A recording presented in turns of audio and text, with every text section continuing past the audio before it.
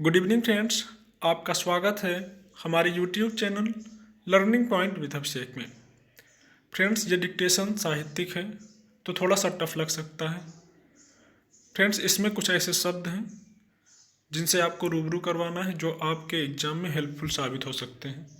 तो दोस्तों, अगर आपको ये डिक्टेशन अच्छा लगे तो वीडियो को लाइक कर दीजिए और अपने दोस्तों को भी शेयर कर दीजिए और हमें कमेंट करके बताइए कि आपको ये डिक्टेशन कैसा लगा।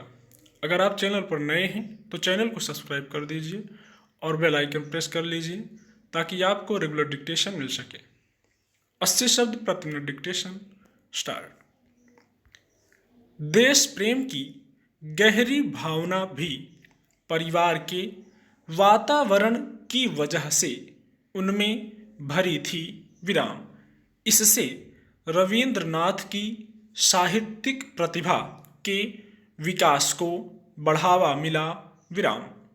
देश प्रेम का वातावरण परिवार में कई पीढ़ियों से व्याप्त था विराम पैरा।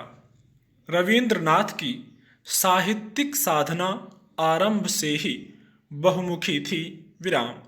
कविता के अलावा अन्य क्षेत्रों में भी उन्होंने तेजी से प्रगति की विराम।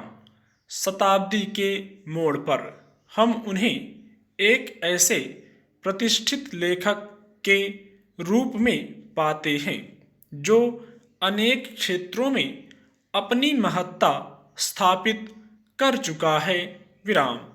बंगाल के देहाती क्षेत्र के प्राकृतिक सौंदर्य की छाप उनकी कविता पर भी पड़ी और वह उनकी कविताओं के लिए नया विषय बन गया विराम।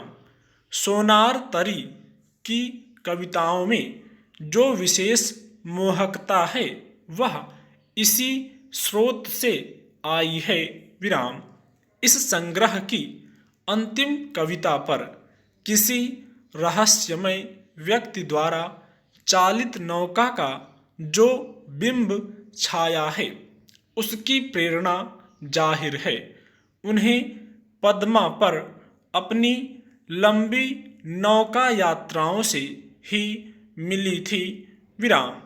चैताली नाम का पूरा कविता संग्रह भी इस सुंदर प्रदेश का ही उपहार प्रतीत होता है विराम। सुंदर दृश्यों और गांवों की छोटी छोटी घटनाओं का वर्णन इसमें इस तरह के सूक्ष्म विवरणों के साथ मिलता है कि वे पाठक की आंखों के आगे साकार हो उठती है विराम।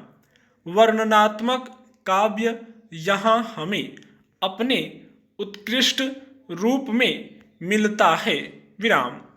उनके काव्य की विषय वस्तु में भी गहरी ध्वनि आ गई और उनका मन गंभीर विषयों की ओर मुड़ा विराम पैरा।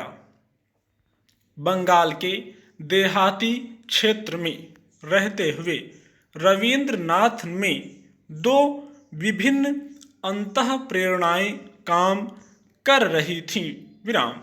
एक उन्हें एकाकी जीवन की ओर आकर्षित करती थी और ईश्वर के साथ आत्मिक एकता की लालसा पैदा करती थी जिससे निर्दिष्ट समय पर जीवन देवता की उनकी धारणा का जन्म हुआ विराम।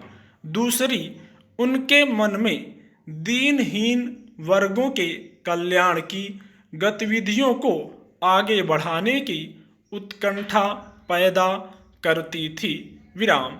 इससे कालांतर में वे शिक्षा और ग्राम्य कल्याण की गतिविधियों में दिलचस्पी लेने लगे विराम पैरा। देहाती वातावरण का बाह्य भौतिक आकर्षण जब क्षीण होने लगा तो ये परस्पर विरोधी लालसाएं उनके जीवन पर हावी हो गईं विराम। इन्हें वे अपने अंतर्गगन के दो जुड़वां तारे कहते हैं विराम पैरा। 1896 में लिखी गई चित्रा की कविताओं में ये विरोधी भावावस्थाएं स्पष्ट देखी जा सकती हैं विराम। चित्रा में संकलित मन को झकझोर देने वाली कविता एबार फिराओ मोरे में उन्होंने देहाती मजदूरों के दयनीय जीवन पर अपना आक्रोश व्यक्त किया है विराम। उसके एक अंश का भावानुवाद इस प्रकार है। तो आओ कवि, यदि तुम में जीवन शक्ति है विराम, तो उसे अपने साथ लाओ और बांटो विराम।